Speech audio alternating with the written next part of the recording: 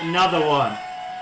All right, everyone. Welcome back to Sports Flow here with BK and Speed. Woo! This week we will be recapping the Detroit Lions 31-29 victory over the Minnesota Vikings in Minnesota. Speaks. This was a massive win for us. A massive win and a nail biter. And any Lions fan, you might have a little bit of a heart attack still after that W. Yeah, it was a close one. Back and forth. We knew our defense was going to have to come up with a couple stops. They're dealing with a ton of injuries over there still. And then the offense, man, just clicking like they've been doing all year. Jared Goff playing out of his mind right now. And the weapons we have offensively is a nightmare for any defense. Well, not quite all year, BK. The past 4 games, the offense is really firing on all cylinders. But they came up big for us. Minnesota could not stop us. And then we made the big plays when we needed to make the big plays. It was really reassuring to see the boys regroup after such a gruesome injury to our boy and leader Hutch. So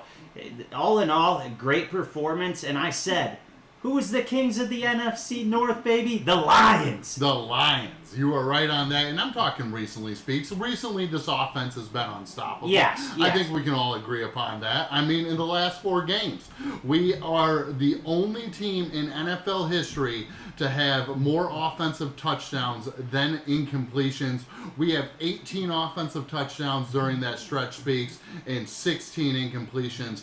Absolutely spectacular what we're doing offensively right now. It's really reassuring to see all the great plays that Ben Johnson is putting together and how we're utilizing each and every individual on the offensive side. And we had one of our main offensive linemen out, Zeitler, and looked like it just picked right back up where we left off. It wasn't like a huge issue, and that was really reassuring to see when we're built through the trenches like we are. Yeah, the other guy we have to give kudos to on this offensive line, I mean, Penei Sewell gets all the credit, right? Yeah. I mean, he's the superstar. The guy makes every single play we need him to make. He's that talented. He is that talented. But the other guy we have to talk about here is Frank Ragnow, man. This guy is playing with a torn pec right now during this NFL season. Frank's just fighting through it and continues to be a staple and a sound point of that offensive line. Yeah, true warrior and everything that we need to lead the helm in the trenches, doing exactly what he needs to do. You just don't find too many guys built like Ragnow.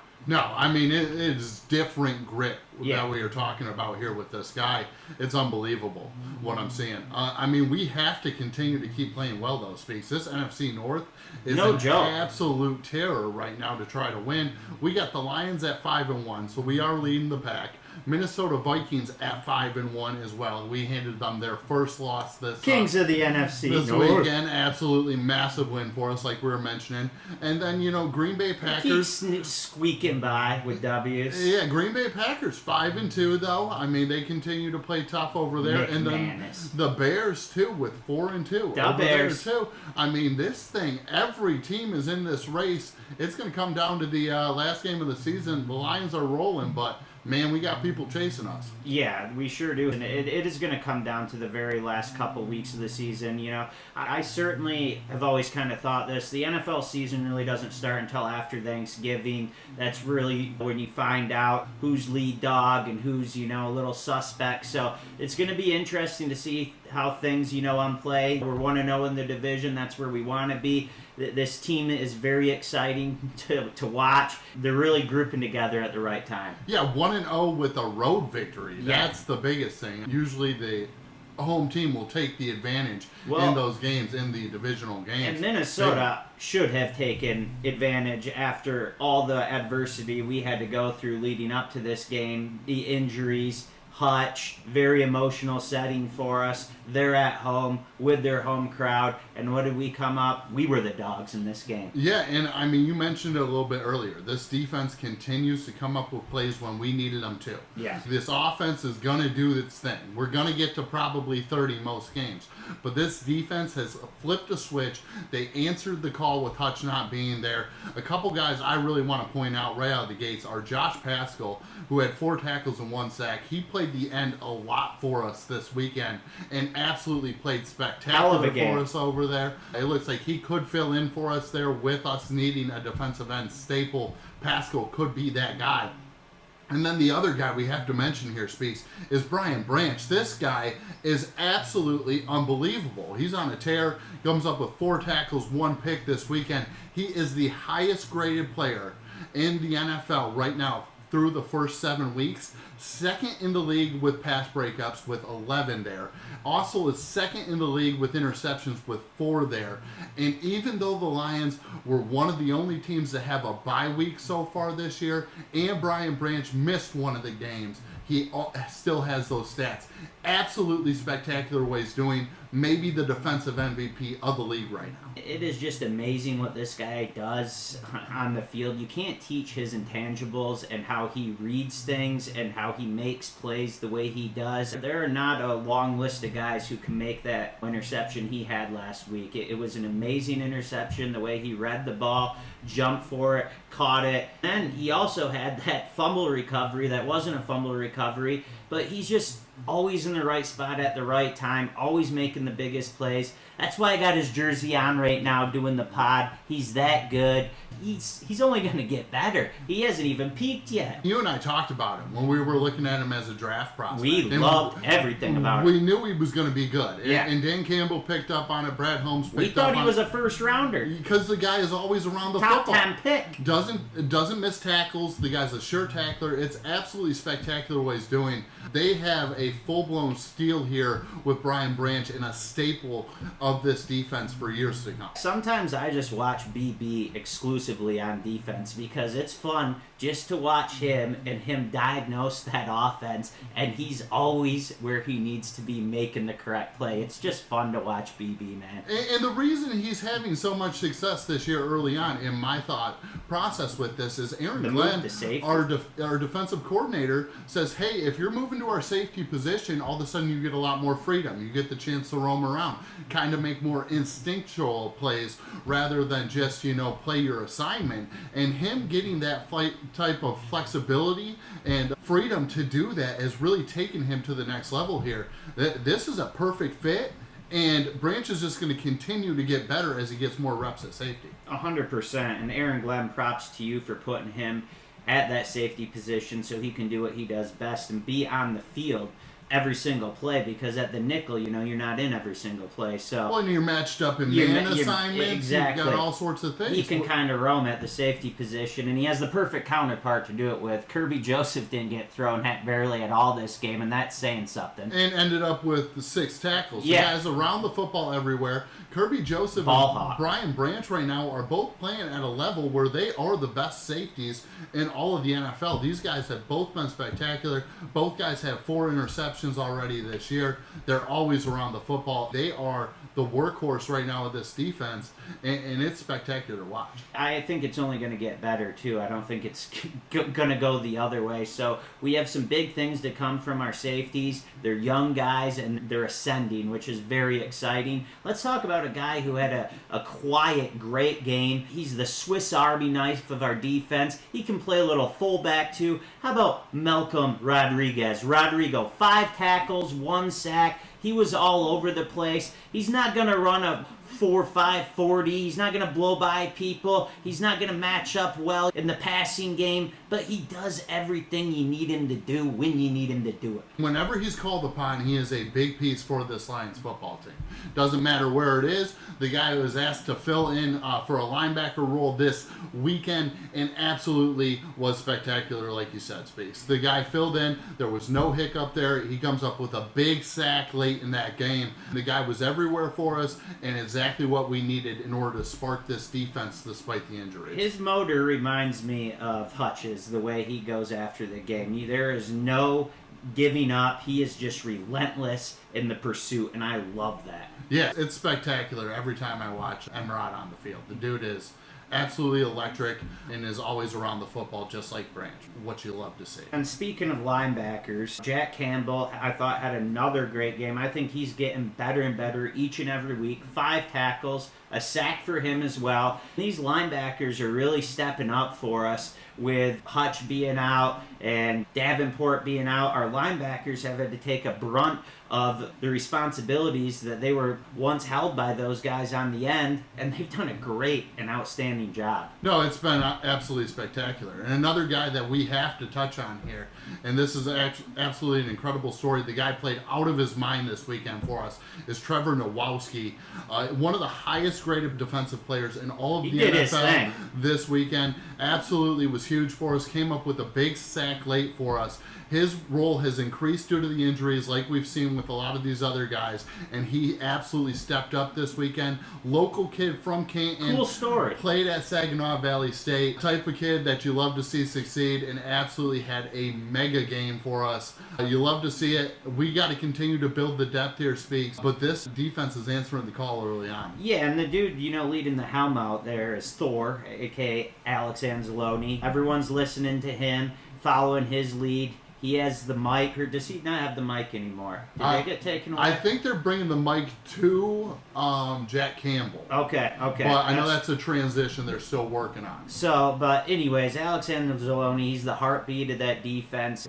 The team follows him. You got to give him props too. He had 7 tackles this week. He's everywhere, and he's always in the right position. So, Anzalone, keep doing your thing and keep leading that defense, my man. Yeah, he's been the heart and soul of this defense for a long period of time since he came on a couple of years ago. We've always asked a lot out of Anzalone. He continues to answer the call for us.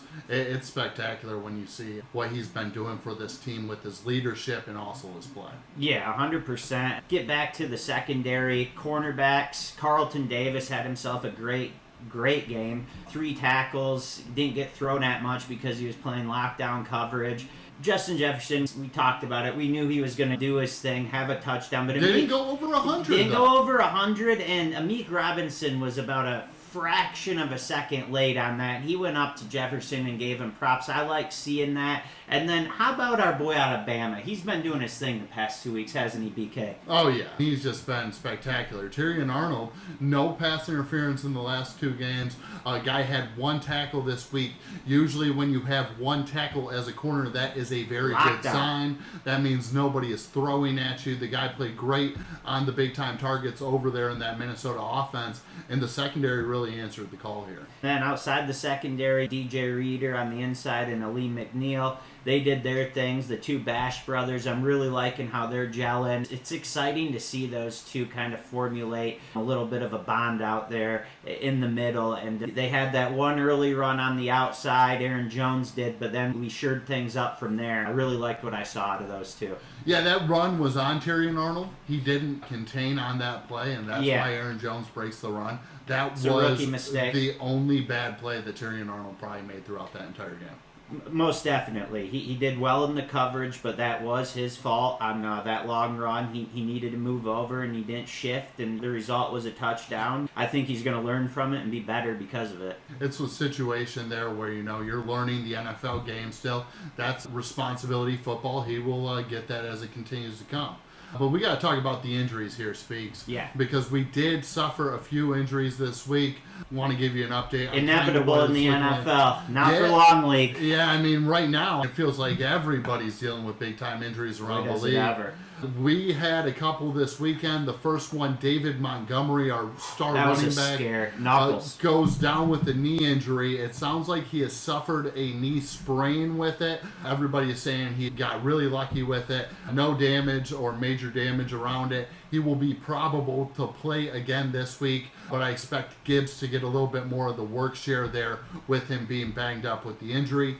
The fumble. And the fumble. That will cut into your carries most times there as well. The other injuries here is we got defensive lineman Josh Paschal. He was battling through a few different injuries, it felt like, in that game. Yeah, he went out 2 separate times. 2 separate times. It sounds like that was an elbow situation, elbow contusion on that. He should be good to go this week. And then guard Kevin Zeitler, as we mentioned earlier, our starting guard, sat him out of last week's game with a groin injury. It sounds like he should be good to go here this next week. So good news for the most part there, Speaks. On the negative side. Yeah, on the negative side. We got Jamison Williams, our star wide receiver Stud. here, getting faced with a 2-game suspension from the NFL for performance-enhancing substances. Tough break here, Speaks. Yeah, this one really hurts. I've been high on him since he's came in the league, and so have you. And this was the year, third year. Didn't have any blemishes so far. This is going to be his first full year after the ACL tear in his rookie year, and then the 6-game suspension last year for the betting within the Lions facility, even though he wasn't betting on NFL games. This was a heartbreak for me. I thought he really turned the corner without doing stupid stuff, but I feel like the NFL is kind of targeting J-Mo here in his first 3 NFL season, and I just feel like you got a guy like Rashid Rice. I'm not trying to name drop or anything, but he's hitting people on the freeway, fleeing the scene, and he doesn't even get a slap on the wrist. And you know, J-Mo, this isn't even a PED, it's a PES, and then the whole gambling within the team facility. Yes, does he need to be smarter? But I think they're coming after J-Mo and the Lions a little bit here. Pretty wild that the dude gets tested after he had a performance where he had 1 reception for negative 4 yards. Right?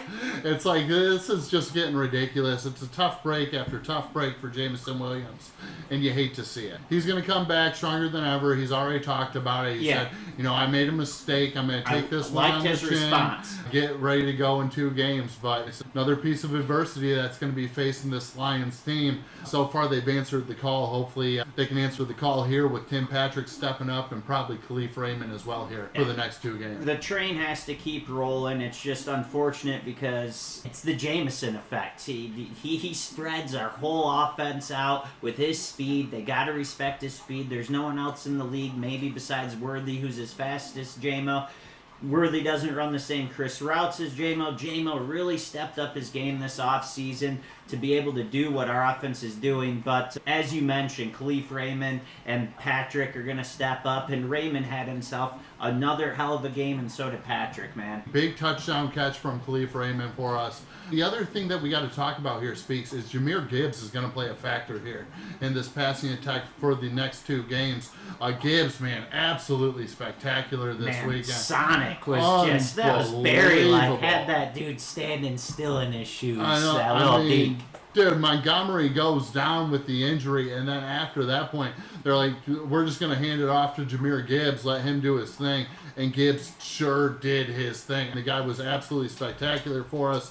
Ends up with 116 yards on 15 rushes, 2 touchdowns there as well. And then, like I was mentioning with that passing attack side, he had 4 receptions for 44 yards here too, Speaks. I got to think he's just going to continue to get more receiving targets with Jamison being out of the lineup. Well, they're going to be splitting him out wide. Yeah, I got to get the speed from somewhere else, right? 100%, and that's exactly what I envision Ben Johnson doing. With J-Mo out, you got to put someone else in that position, and who better to do it with their speed than Jahmyr Gibbs? He can take the top off the defense too. Oh, he certainly can. It's just a matter of if we want to keep him in the backfield to do that or not. But the weapons here for this Lions offense, absolutely unbelievable. It's a nightmare for these defenses to deal with right now because anybody can hurt you. And then the other side is, we've talked about it a little bit, Jared Goff, man. What is going on with this guy? It is just absolutely unbelievable what Goff's been able to do here these last couple of weeks. He's got himself in the MVP conversation, and rightfully so with how he's running this ship right now. Goff is playing the best football of his career. Goff was under pressure on a season high 51.7% of his dropbacks against the Vikings. He finished 10 for 11 on those for 164 yards and 2 TDs under pressure. Goff is now averaging a league-high 116 yards per attempt under pressure this season. No other QB is over 9 yards per attempt, BK. That's saying something. There was that one where that DN came around the corner, almost stripped the ball, moved up in the pocket, and just threw that rifle. I think it was to either Patrick or Amon-Ra St. Brown, but it was just a beautiful play. Didn't affect him at all, and he's just throwing lasers. He's anticipating everything. That little over-the-top play to St. Brown for the touchdown. He's throwing balls before guys are even making their cuts. It's just, that's how in tune he is with this offense. The composure he is showing right now, the clicking that he has with Ben Johnson, the offensive coordinator, and the way that you cannot rattle this guy is That's the thing, you can't rattle it right now. Crazy. I mean, the guy just continues to stay laser focused out there. Brian Flores is one of the best blitz callers in all of the NFL. And he continued to send the blitz at Goff this weekend. Goff continued to dice him up in the play action attack and also with the blitz assignments. It was spectacular what they did to a stout defense that has been shutting teams down all year long. Yeah, Flores has had guys come out like Purdy and C.J. Stroud saying, man, your scheme's insane. I'm seeing ghosts. I don't know what to do, where it's coming from. And Goff acted like it was no big deal out there. And it was a big deal because, like you said, that defense is top-notch in the NFL. And he made it look like he was playing a video game. Dicing them up. I mean, they had to throwing be dimes. So frustrated over there with what they were seeing out of Goff. And it was just spectacular all around with that offensive performance. We didn't get a lot out of Jamison Williams. Didn't get a lot out of Sam Laporta again this week, but I'm telling you, Speaks, I'm feeling one. I'm thinking Laporta here either this weekend or next is going to end up with having a breakout game. He just feels due. It feels like he's just going to continue to have his role increase here as the season moves along. You called last week with Gibbs. I think Laporta's due, and I think Patrick and Khalif are going to have big games stepping up. Even though Khalif had a great game the previous week. So we were going to have some big games out of guys, but I do see Laporta really stepping up with Jamison out, and I could see him being our next breakout performance as well. BK, good call on that one. Yeah, we'll see if it's a good call. But I believe, he's too good to be in this spot where he's not getting a ton of targets. I don't know what type of injuries he could be dealing with over there. They've been kind of keeping all that under wraps. So it's one of those situations where you just got to feel like the guy is going to break out with what he did for us last year, Speaks. He's not playing as to where he was last season, but there's a lot of stuff to go around with how deep this offense is. So, I mean, he's playing good, and I think he's only going to keep excelling. He had the injury to start the season, but I only see bigger and brighter things for our boy Laporta. Yeah, and any addition we can get to this offense right now, good luck stopping us. It's just been an absolute spectacular show here for the last couple of weeks. But let's answer the question that everybody's been asking. Yeah. Where are we going to get some pass rush help? We got some good guys filling in depth-wise this weekend for it. We were able to hold our own and beat Minnesota. But everybody knows what the final goal is here, and that's to win a Super Bowl. And we're probably going to need... Super Bowl or bust. Super Bowl or bust, and we're probably going to need to add some pass rushing talent there in order to get there. Let's dive into the first one here right out of the gate, Speaks, the one that everybody wants. Edge Max Crosby out of the Las Vegas Raiders. It sounds like he is open to moving. He wants to move to a contending team because he doesn't want to waste his... Has he come out and said that? Yeah, he came out and said that he would like to play for a contender, so if the Raiders aren't trying to do that, he might try to force his way out. Be a little bit more vocal about it. Everybody knows he wants to play in Detroit, local guy. The return I see that we would probably have to give in order to have a shot at this would be a 2025 first-round pick, so our first-round pick this year, 2026 second-round pick next year, and then also our fourth-round pick this year. The only way I make this deal, Speaks, is if you get it at this price, it makes sense for you guys with what you're trying to do plan-wise, and you can re-sign him. That's the kicker. Kicker. You have to be able to have long-term aspirations with this guy because going all in this year is fine, but not at the cost of what we've built and what we see going forward for the next decade. That's where we are with how we've drafted and how we've built this team. Every draft pick's hitting. Like, for us to give up a first and a second rounder, we could be giving up 2 starters there. Max Crosby probably worth it, but you got to make sure you can re-sign him, re-sign Hutch. If you're not getting that, then that one doesn't make sense to me, but still on the radar nonetheless.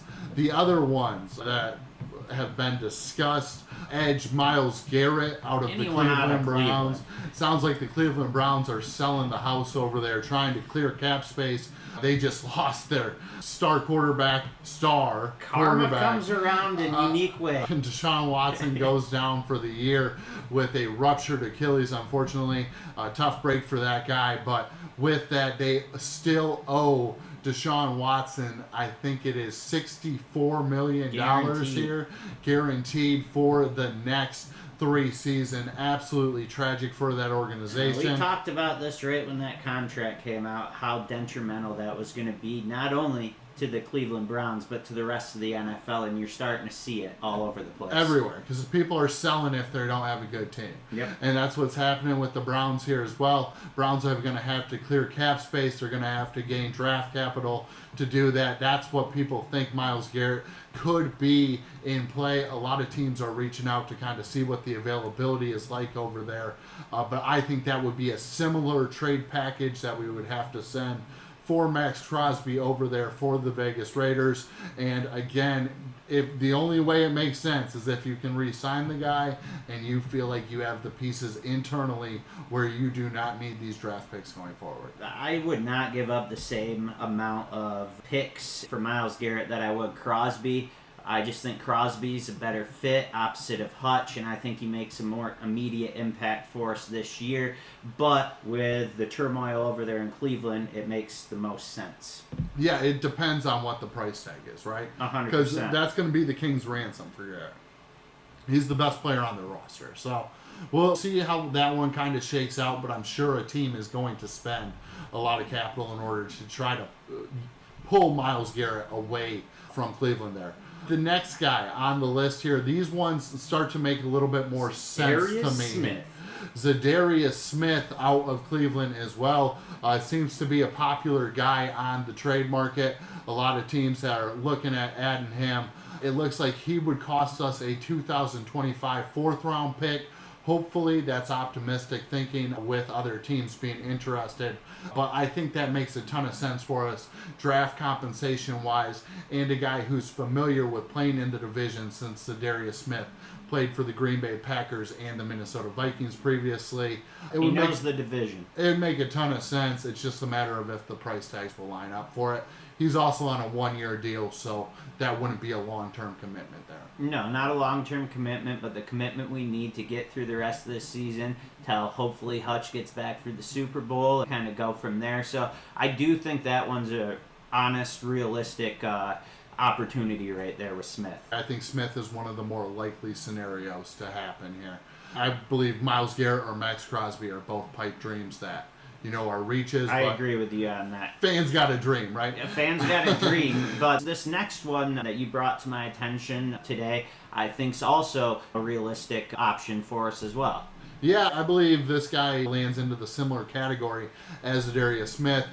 Edge Josh Uche out of the New England Patriots, former Michigan Wolverine. It would be probably a cost around a 2025 fourth round pick, so probably a fourth round pick this year in order to get him. But again, the deal makes a ton of sense with the compensation and what Uche could bring to our team with his pass rushing abilities. Those two guys would be the two guys that I'm really kind of keeping an eye on right now. But it sounds like Brad Holmes has been very active on the trade market, so I expect something to happen here either this week or early next week. I definitely see Brad Holmes working his magic. He's cooking in the kitchen right now. He's going to figure it out. Just give him a little bit of time. He obviously wanted to see how we were going to respond with, Hutch being out, seeing what would be our best fit with the players we have. I see it coming within the next couple weeks, but we got to talk about one guy who we haven't talked about yet, the cherry on top who won the game for us, Jake Bates. What a clutch kick, my man. Needed it. Absolutely needed it. The guy had the clutch gene there when we needed him to step up and do it. First time he's ever had a game-winning field goal type of situation. First time he's had to experience it in the NFL. Great to see him come through on it. And the other guy, when I talk special teams, our boy Jack Fox this weekend, our player, had an absolutely massive game too. 4 punts for 219 Special team shout out, baby. 219 yards there, Speaks. We're talking about a 54.8 yard average. Amazing. Long of 63 and one pinned inside the 20. That's about as good as it gets for a punter in the NFL. Yeah, Fox is the real deal. He's one of the best punters in the league. He always puts our defense in great field position with his booming kicks. Returners don't have a lot of time to do anything with his hang time, and he's excellent holding the ball for Bates and making him feel comfortable. I mean, 18 months ago, Bates was selling bricks and thought his football dream was over, and then he makes the game-tying kick against the Rams week 1, and then he makes this game-winning kick in the division on the road against Minnesota. And I'll be honest, I thought he looked a little nervous, and then he just goes out there and does work. He puts that in, does his little dance, and I was like, woo, this boy, man, he has that clutch gene in him. Yeah, he was bringing the boom there after hitting that with the Sally. Absolutely spectacular. You love to see it for the guy. If Jake 10 Bates for 10, baby. can be that kicker for us going forward, that's going to be quite the luxury here for the Lions. Great offseason signing for us there. But Speaks, let's dive into this upcoming week's matchup versus the Tennessee Titans. We got the Tennessee Titans coming to town. We are 11-point favorites, and the over-under is set at 46.5 here, Speaks. Gonna be a pretty interesting game, but Tennessee is pretty short-handed over there too, with Will Levis being out. With talent. We are also 11-point favorites here. That is the highest point favorite the Lions have ever been in the betting era. A lot of expectations here, Speaks. Hopefully the Lions can take care of it. What's your prediction here? I think we're going to blow their doors off. I think Tennessee is lacking talent all over the football field. Offense, defense, special teams. They got rid of a great coach in Vrabel. I see us winning this pretty single-handedly, and we win this at least 40-14. They might score 2 touchdowns. They might only get 10 points. I'm going to go 10 points for them. So 40-10. 40-10 final, Speaks. Okay, yeah, I don't think you're that far off. I mean, Tennessee is in a world of We're at home, baby. We're at home. We're fired up after winning in Minnesota. Tennessee comes in injured. Will Levis, their starting quarterback, will not be playing for them. Boy. And Detroit Lions offense has just been firing on all cylinders. I expect us to do the same thing there again this weekend, Speaks. I got the Lions winning 38-17. I think Tennessee scores because the Lions have depth problems on that defense. But our offense should be in cruise control. We should be able to score 30, and I don't see Tennessee being able to score 30. I don't see Tennessee being able to score 30. The only thing that concerns me is the switch up if J-Mo is indeed suspended. That's going to make our offense a little bit different. It's not going to open up as much stuff. But with that being said, it's Tennessee. So 40-10, baby. Let's go. I love it. I think our run game will be there regardless. That's the big kicker with this and our offense. offensive line will be there. Yeah, so. And when we're running the football, I mean, that's what we do, right? Yep. Like, I mean, the offense clicks when we're running the rock, and I think we'll be able to do that. I'm looking forward to watching the game. It should be a lot of fun. But thanks for joining us on this week's episode of Sports Flow with BK and Speaks. We'll be back here next week to recap the game versus the Titans and look into the big matchup coming up here against the matchup. Green Bay Packers, heading to Lambeau here in a couple weeks. Yeah, that's going to be a fun one to cover. Thanks for being with us again, and we look forward to tuning in next week with you guys.